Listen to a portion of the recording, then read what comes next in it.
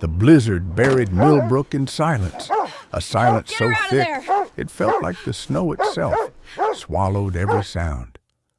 The town lay buried under a heavy quilt of white, the streets deserted, windows frosted over, and roofs sagging beneath the weight. Carter Williams trudged through the pre-dawn dark, his breath ghosting in the frozen air with every step. At his side padded Rex, his German shepherd, a loyal shadow who had been Carter's closest companion ever since his wife died 3 winters ago. Carter pulled his wool collar tighter around his neck. The wind cut like glass, hissing through the trees.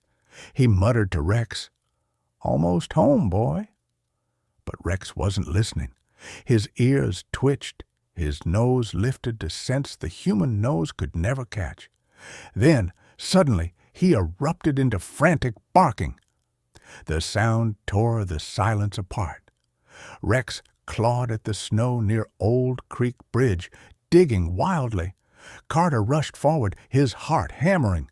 The snow was softer there, disturbed. His gloved hands brushed away the powder until something metallic glinted through. His breath caught. A police cruiser lay crushed and overturned in the ravine, its lights long dead, its frame twisted.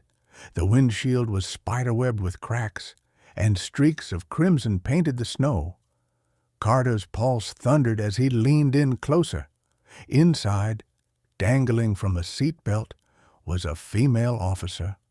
Her face was ghostly pale, her lips blue, but her chest still rose faintly. Her eyes flickered open just long enough to rasp, "Officer Hayes, badge number 247, before rolling back in her head. Carter yanked at the crumpled door, his frozen fingers slipping on the metal. With a final heave, it screeched open. As he reached for her, Rex froze mid-bark, his body rigid as stone. The shepherd's yellow eyes locked onto the dark tree line. A low growl rumbled in his throat, the kind that spoke of something dangerous, something unnatural lurking just beyond sight. Carter's blood ran cold. They weren't alone. He lifted the limp officer from the wreck, her uniform soaked through with melting snow and blood. Rex circled them, ears flat, nose working frantically, picking up scents that didn't belong. The woods behind them groaned under the storm's weight, but Carter could swear he heard footsteps crunching faintly before fading into silence. He didn't wait to find out. Gritting his teeth, Carter carried her toward his ranch house, his boots sinking deep with every step. Rex trotted ahead, but kept glancing back, watchful, protective. Inside, Carter laid her on the couch, stoking the fire higher until warmth licked at the room.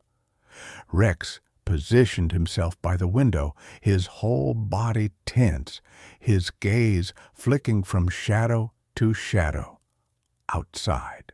From the staircase, Carter's son, Benny, appeared rubbing his eyes. "Dad, what's happening?" "Why is Rex acting weird?" The officer stirred, her voice weak, broken by shivers. "I'm Joanna," she whispered. "Officer Joanna Hayes." She repeated it again, like a mantra, as though holding on to her name was the only thing keeping her tethered to this world. What startled Carter most was Rex. The shepherd, who usually cowered or snarled at uniforms, pressed close to Joanna, lowering his head beside her hand in a protective posture. Carter frowned. Something in the dog's behavior was wrong, different. By morning, heavy knocking shook the door. Carter opened it to find Sheriff Rodriguez standing on the porch, his boots crunching against the frost. Rodriguez's eyes swept the house casually, but his smile didn't reach his eyes. "Heard you had some excitement last night," he said, his voice smooth. "We found an abandoned cruiser near Old Creek Bridge." "Behind Carter," Rex growled, a deep, guttural warning that made the sheriff's eyes flicker for a split second. Joanna's grip on the dog's collar tightened, but Rex strained against it, hackles raised, teeth bared, not just at Rodriguez, but at something darker behind his presence. When the sheriff finally left, Joanna's fragile composure crumbled. Her hand shook as she whispered, "Not all cops can be trusted." "Rex knows it, too."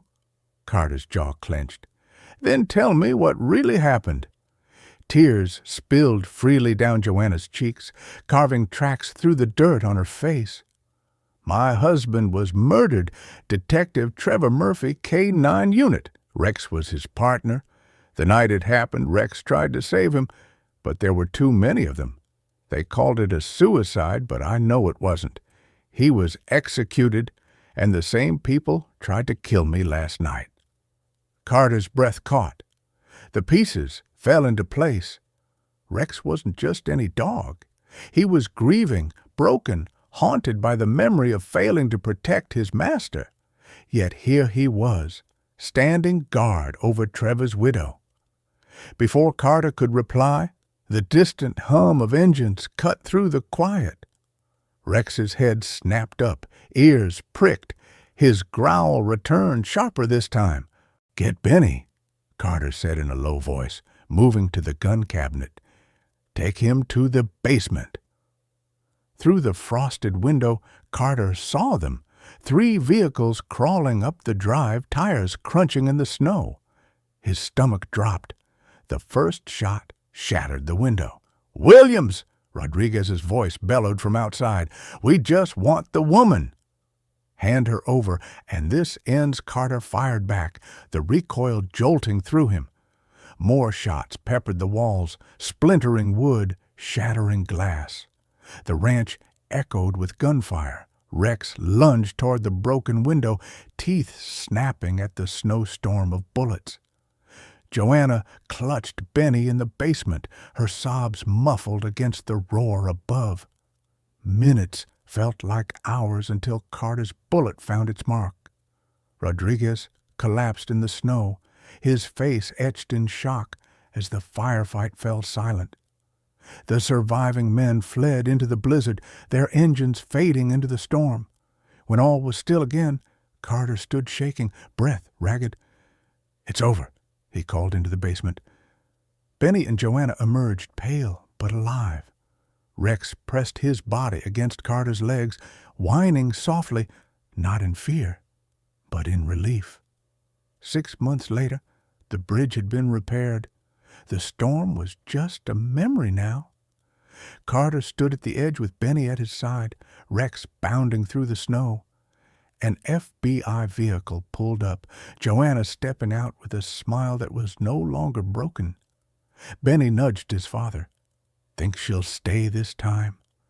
Carter looked at her, then at Rex, tail wagging, no longer haunted.